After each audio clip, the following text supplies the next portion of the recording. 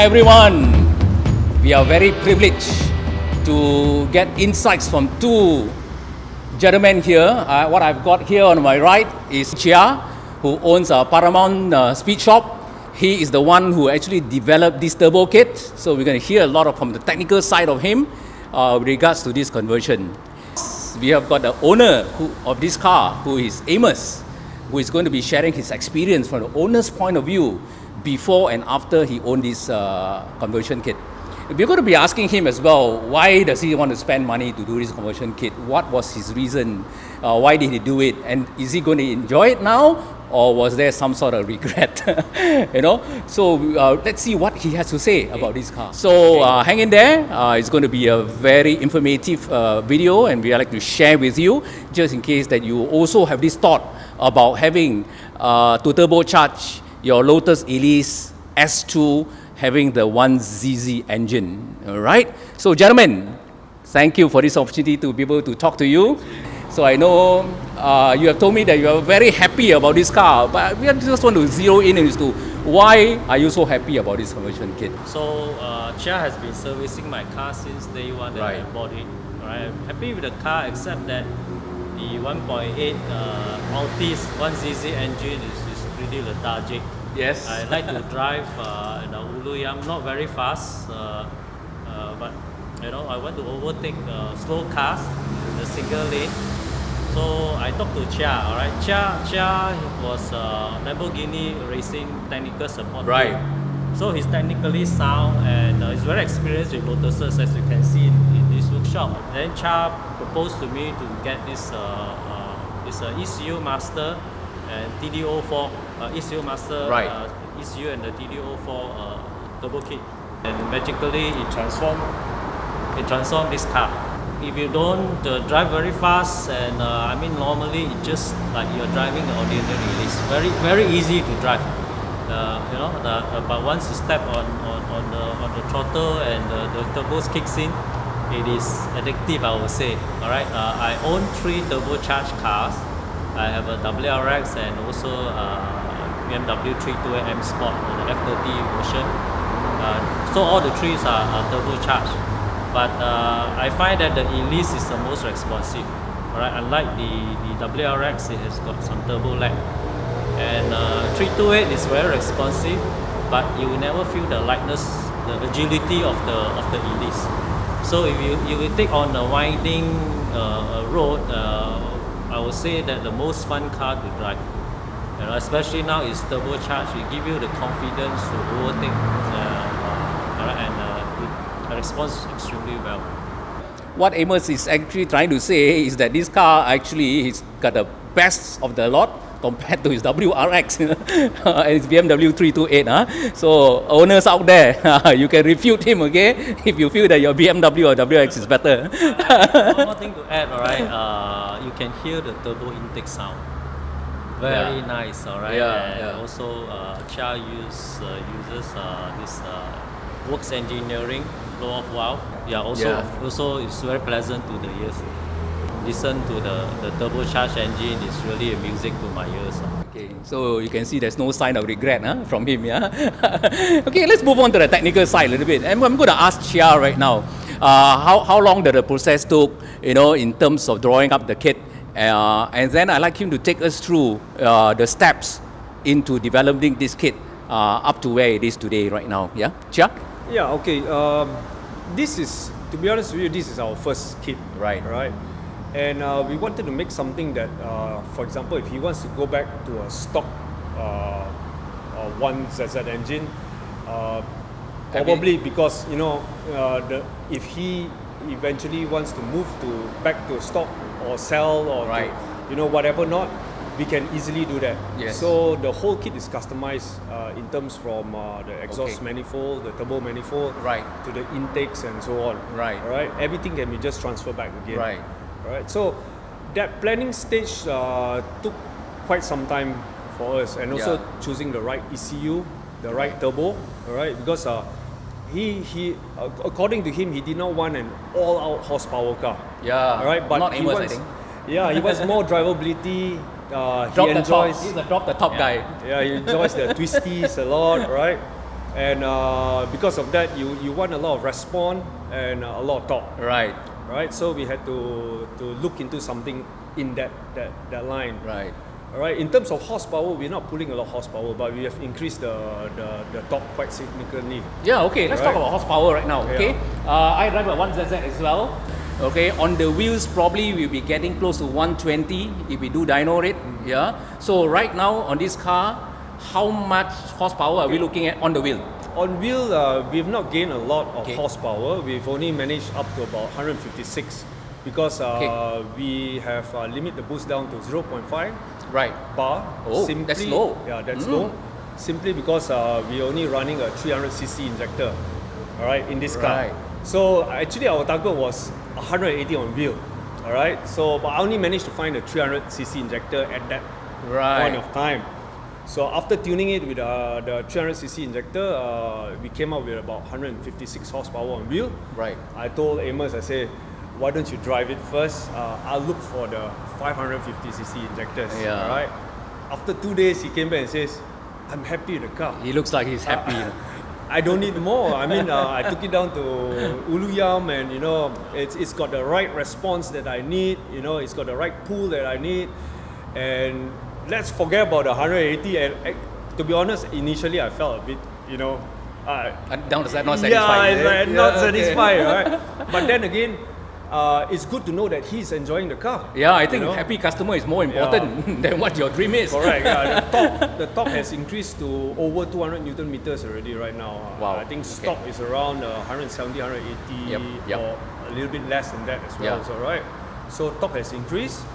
I was thinking, yeah, we need more horsepower in there, but nevertheless, I have to say I took it out on a small drag, fun drag with a friend of mine in a FD2R. And who won? We managed to pull away from Pull away from FD2R, Wow. Yeah, okay. I'm not satisfied. I'm going to bring my FD2R and challenge him, okay? Yeah. So I think off the line, because of the lightness and the torque, all right, I believe the FD2R has only got about just under 190 Newton meters to 200 Newton meters of torque. So Yeah, it's but about it's the same, right? Yeah, but it's horsepower. You got to high Yes, rev you it. have to high rev Then it. you get about 218 on the wheel. Correct. Yeah, Yeah, the horsepower is more. Yeah. All right. But however, because it's so light and you got almost the same torque as the FD2R, Right. it accelerates off faster.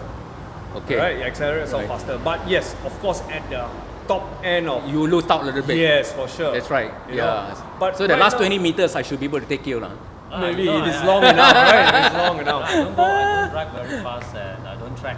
Alright, I think to me more importantly is I can do a fun drive and relaxing, and having the confidence knowing that when I need to overtake, alright, it has got the responsiveness and the power. Absolutely, yeah. Alright, so it serves me very well. Yeah, I'm sure Cheah can pump in more. Alright, with his technical background, he can pump it out to 200 and above 200. But that's not my objective. That's right. I just want a very fun car to drive, very stable, very easy to maintain, Reliable. extremely reliable. So far, never given me any problem. Yeah. Okay. Yeah, I guess that's probably one of the reasons why we went into this project is because we realized that a lot of Elise owners, especially the S2, are being left behind. The Exiges are all flying. So I believe with this, you can at least keep up with them, and have fun with the bigger boys, technically, right? Right. So then again, it depends on how much horsepower you want. But with the standalone ECU, the ECU Master EMU Black, we can go right up to a fully built engine, 600 horsepower if you want. Right? It's not an issue. The ECU can handle that. And the best part is we retain the stock dash system. Right. So from internal in the car itself, it looks like it's not modded at all. Yes. All right, but once you drive it, it's like, oh, there's something different with this car, Yeah. And probably that's the fun part as well, right? So in terms of price also, it depends on what you're looking for. But I would say the initial start off could be around the 20,000-25,000 mark. But then again, yes, it may sound a little bit high, but if you compare the price to the next level S2, which is the Exige, it's a bigger gap there. So by getting the Elise and turbocharging it to be able to keep up with the Exige, you actually still save a lot of money. You know, the cost is not that great for 20,000, right? Right. So with the 5-speed gearbox and the turbo, I think you can't go very wrong, and the price point is not too bad as well also. Yeah. So that's what we're looking for. And it's a plug and play kit, you know, so you can just remove it. You can any day you can revert back to NA, but I don't think so. You want to after that, after having so much fun, you know. One more thing, Raymond. Okay. You should check out the engine bay. Alright. Right. The whole layout is a treat to look at. It's very nice, very neat. Yeah, look at the footages. I enjoy the looking engine at bay. it. You know? And every time I open it, I enjoy looking at it. We try to keep it as stock looking as possible, you know. So that, you know, when you pop the bag up, you don't really notice what's going on, and you try to look out for details that's all hidden within the engine bay. Right. I would say the kit is very neatly done actually. Yeah. So Cheah touched up the cost just now, right? For this kind of setup, to be able to be budgeting around 20-25K, for this kind of project. In your experience, from the owner's point of view, is that around that figure, or you think that you could have spent less, or you could have spent more? You know, what is your experience? I think 20 to 25 is a very good investment, right? Because you're talking about ECU master, which is not cheap, right? That is the most costly thing. That's very important, right? Okay. Because I want reliability. Right. Okay, it's not something that you drive a few times and then you have to send it to the workshop again. If you are what you call that, using a piggyback system, right? Yeah, and its DDO4 also very reliable. Yeah, right. That's why I would highly recommend anybody with this budget around 20-25, try Cheah out. Now I want to touch on reliability. As far as modification is concerned, reliability will be a key. From the owner's point of view right now, how do you feel the reliability has been? Was there some frightening moment, or was there an occasion whereby you're always worrying that the turbo kit will not be as reliable as you think? What is your experience? Well, initially I thought turbocharging the car, the engine will definitely be hotter, alright? Yeah. But surprisingly, the temperature doesn't show that, alright? It's just like any engine, that I used to drive around, and it's the same kind of temperature, 80 plus, if it's hot weather, you go up to 93, that's about it. So I'm surprised that the turbocharged car, how come the the engine temperature can be just like the original NA version? What Cheah has done. Yeah, I'm going to ask Cheah about, from the technical point of view, as to what he did in order to make the car as reliable as it is right now. I think that this car has been running for more than a year now already. Yeah, so far it has not break down on you. Huh? So what's the secret, Cheah? No, I think initially the biggest point is how we're going to control the heat that's behind at the back of the driver, where we don't have much airflow coming in. First thing first is obviously you can see we've added larger scoops on the side to get more air in. Alright. Not only for the intake but also for the intercooler which is sitting behind there. Alright. The other thing is we added a lot of heat shields in there around the turbo, wraps around the exhaust, and even plates around the turbo manifold and so on. Alright, so of course we are really worried about any fire hazard that's going to happen behind there, especially when heat builds up on the back. The other good thing is with the ECU master as well. So it's we can control how much fuel to cool the combustion chambers. Control the spark advance as well. And also control the fan activation, which we can have it turn on a lot earlier than necessary to keep the temperatures at what it should be. Alright. Of course, that helps with the air conditioning as well. So keep it a little cooler. So with all these controls that we have, I think that help a lot in managing the heat in the whole system. Of course, another thing is engine oil is very important. Alright. So far, we do not have an oil cooler for this, which I believe a lot of turbo guys are, what, you do not have an oil cooler, it's going to blow up, but we never had a problem. But using good engine oil like Miller's, which we use, no issue at all. Oil pressure is not coming down and stuff like that. But in terms of the brake systems, no need to improve.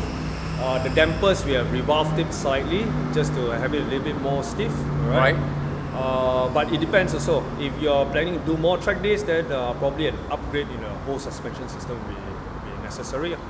But for now, we do a lot of he does a lot of road driving. Yeah. Yeah. Then we do not want the car to be too uncomfortable as well. Correct. Yeah. The car don't really roll. You know, Lotus cars don't. No, it doesn't. Yeah, It doesn't. it's just firm and nice, and it's good Absolutely. enough for the Yeah, road. yeah. So I mean, keep it that way. Absolutely. Don't try to spoil that. Yeah, I mean, those of you who drive a Lotus, you know, the car is perfect, ready. Just a little bit more power is needed. You need a long drive to all the way to Thailand. Yeah, absolutely. No.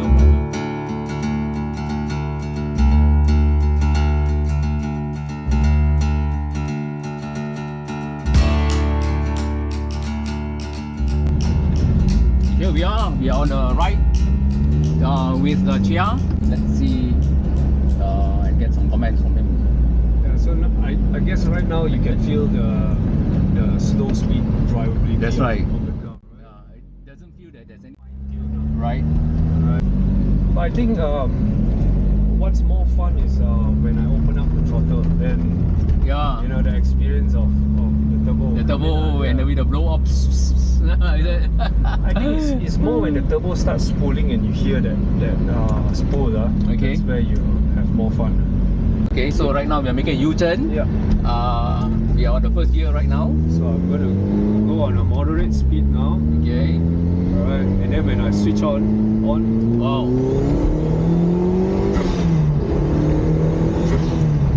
So it's quite instantaneous. Whoa! Woohoo! On fourth gear. It starts to move. Wow, this is smooth power, man. We put on.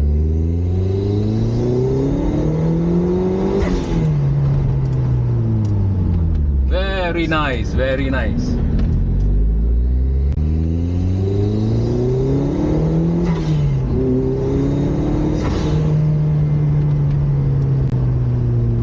Brilliant, brilliant. Yeah, the whole idea is getting the response when he needs it up.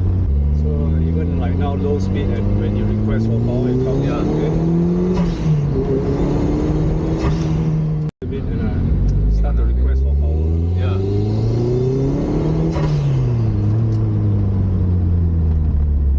Wow. I think the whole idea here is to get it as smooth as possible also. It is very nice right now. It is.